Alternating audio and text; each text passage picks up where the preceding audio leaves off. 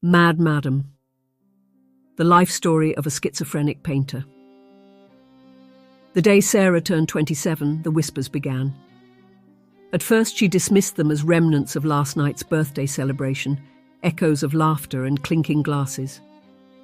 But as hours stretched into days, the voices persisted, growing louder and more insistent. "You don't belong here," they hissed. "We're coming for you." Sarah tried to shake off the unease, but soon the whispers were accompanied by flashes in her peripheral vision, dark shapes that vanished when she turned to look. Sleep became elusive, her nights filled with terrifying visions of grotesque faces pressing against her bedroom window. As weeks passed, Sarah's grip on reality began to slip. She stopped going to work, convinced her colleagues were plotting against her. Her apartment walls became a canvas for frantic scribblings, desperate attempts to make sense of the chaos in her mind. Friends grew concerned, but Sarah pushed them away. "You're part of it," she'd scream, her eyes wild with fear and suspicion. "You can't fool me." In quiet moments, a small part of Sarah knew something was terribly wrong. But that rational voice was increasingly drowned out by the cacophony of her delusions. Sarah's descent into madness reached a breaking point one stormy night. Convinced the shadows were closing in, she fled her apartment, running barefoot through rain-slicked streets. Passers-by watched in alarm as she screamed at unseen tormentors, her clothes soaked and hair wild. It was her neighbour, Mr. Johnson, who finally called the authorities. When the police arrived, they found Sarah huddled in an alley, muttering incoherently and clawing at her own skin. The next few hours passed in a blur of sirens, stark hospital lights, and concerned faces. Sarah fought against the nurses, insisting they were trying to poison her. It took several orderlies to restrain her as a doctor administered a sedative. When Sarah awoke, she found herself in a sterile room with padded walls. A kind-faced psychiatrist explained that she'd been admitted to the psychiatric ward for her own safety and treatment. The first days were the hardest. Sarah oscillated between periods of catatonia and violent outbursts, her mind still plagued by terrifying hallucinations. The medical team started her on a regimen of antipsychotic medications, carefully monitoring her reactions and adjusting dosages. Slowly, almost imperceptibly at first, the fog began to lift. The voices grew fainter, the visions less frequent. Sarah started to participate in group therapy sessions, though she remained wary and withdrawn. As Sarah's condition stabilized, fragments of her former life began to resurface. She remembered her passion for painting, how she'd spend hours lost in a canvas, her brush dancing across vibrant colors. Before the voices consumed her, Sarah had been an up-and-coming artist, her work praised for its raw emotion and unique perspective. During her recovery, Sarah's therapist encouraged her to paint again as part of her treatment. At first, her hands shook too much to hold a brush steady. But gradually, she rediscovered the soothing rhythm of creation. Months passed and Sarah was eventually deemed well enough to leave the psychiatric ward. She moved into a halfway house, attending regular therapy sessions and diligently taking her medication. Her life settled into a new normal, quieter than before but free from the tormenting hallucinations. Yet Sarah found herself increasingly frustrated with her art. The antipsychotics dulled her senses, leaving her work feeling flat and lifeless. She yearned for the vivid imagery that once flowed from her mind to the canvas. One night, driven by a mixture of artistic desperation and reckless curiosity, Sarah skipped her evening dose. The effect was almost immediate. Colours seemed brighter, sounds more intense. Ideas rushed through her mind like a torrent. Sarah painted feverishly through the night, producing a piece unlike anything she'd ever created.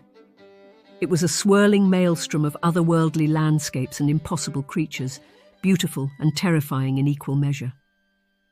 Word of Sarah's new work spread quickly in the art community.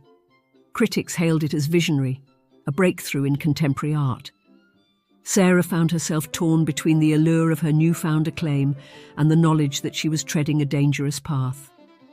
She began to carefully time her medication, creating windows where she could paint unencumbered by the drug's effects. It was a precarious balance, too long without medication, and the voices would return in force, threatening to drag her back into the abyss of psychosis. Sarah's new works were hailed as masterpieces, each one more breathtaking and unsettling than the last.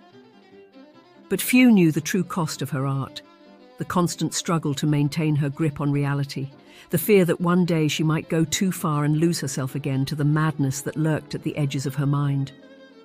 As her fame grew, Sarah grappled with impossible questions. Was her art worth the risk to her mental health? Could she continue to walk the razor's edge between genius and insanity? And somewhere in the back of her mind, a quiet voice wondered, were the visions that haunted her truly a curse or a terrible gift? As decades passed, Sarah's reputation in the art world grew to legendary status. Her works, born from the delicate dance between lucidity and madness, commanded staggering prices and hung in prestigious galleries worldwide. But the toll of her unconventional method weighed heavily on her mind and body. Now in her 70s, Sarah resided in a picturesque cottage on the outskirts of a small coastal town.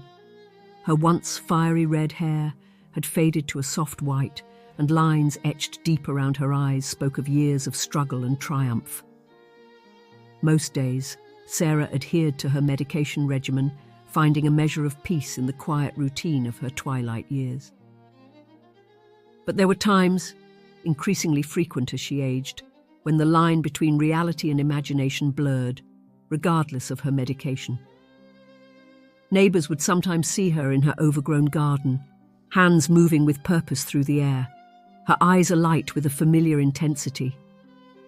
To an onlooker, it might appear she was swatting at insects or conducting an invisible orchestra. But those who knew Sarah understood. She was painting. In these moments, Sarah saw vibrant canvases stretched across the sky, felt phantom brushes between her fingers.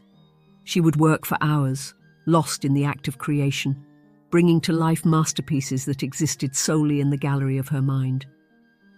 Her caretaker, a kind-hearted woman named Elena, learned to recognize these episodes.